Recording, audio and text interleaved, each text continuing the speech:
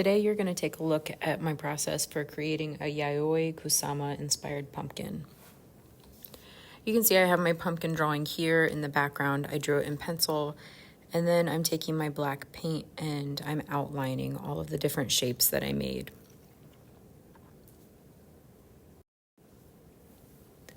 Just so you're aware, if you choose to outline in black like this and then paint on the inside, some of the colors will mix. I liked this effect for some parts of my piece, but not for all of it. So you'll see later in the video, I'm going back in and I'm using my paintbrush to paint back on top some of the edges that got smeared.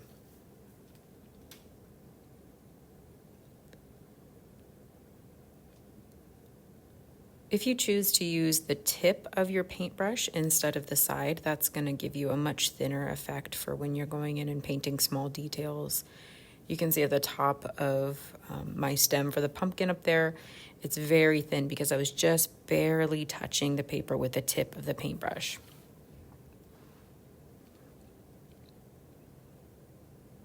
I wish that I would have done this all in Sharpie first and then gone back over with the black paint at the very end when I was all done. I think it would have saved me a lot of time.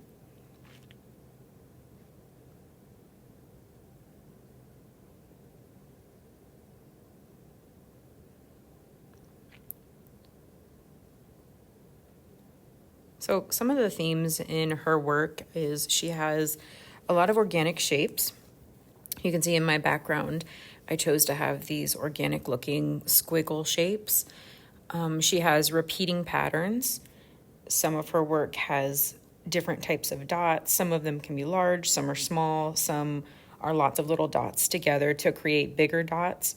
But she has this trend of repeating patterns and varying sizes as well, which is why for my eye shapes that I have here, I have them larger at the bottom and then getting smaller as they go into the stem of the pumpkin, because that's one of her trends that she uses as well.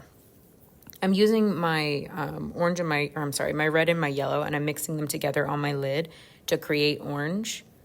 You guys don't have to mix any colors if you don't want to. I just really, really wanted orange for these blobs.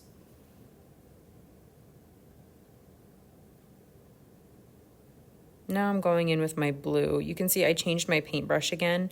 I was using the larger paintbrush to work on the orange blobs in the background, but now I've moved to this fine tip paintbrush because it's going to help me be able to turn the paintbrush and to get into those really small cracks right there.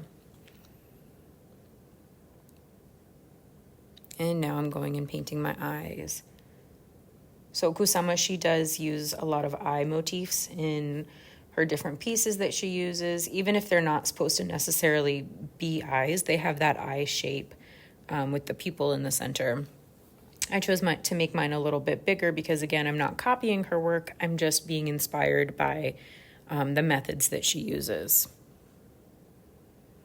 This is where I was talking about the black was really blending in with the yellow, and I liked the look of it where the stem starts to curve there in the center. You can see some of the black is mixing in with the yellow to create a shadow effect.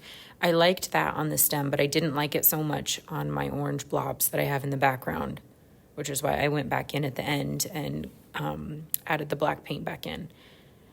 She also uses a lot of little lines in her work. Some of them are tapered, some of them are thick, but lines are a really big trend that she uses in her work as well. So I'm adding some eyelashes onto my eyes here. And this is where I'm going back in and just cleaning up some of those edges.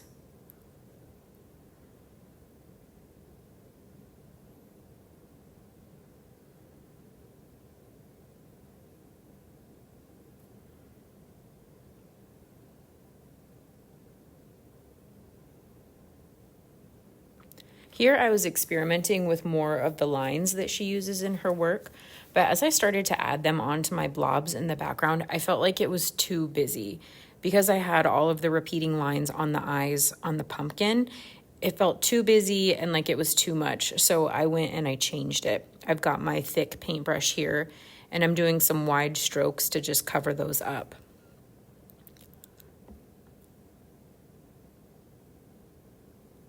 Making mistakes in art is part of the process. And I wouldn't even look at it as a mistake. It's just figuring out what you like and what works and what isn't working for your piece.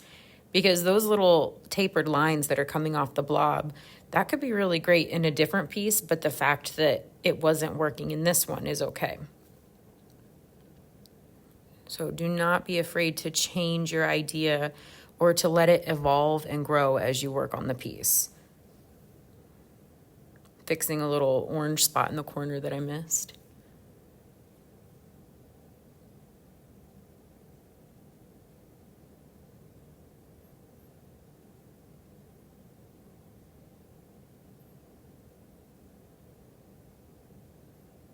Always use a smaller paintbrush when you're going in to get smaller details, like I was in between the pumpkin and the stem. Cleaning up my edges again, and that's it. Signing my name and writing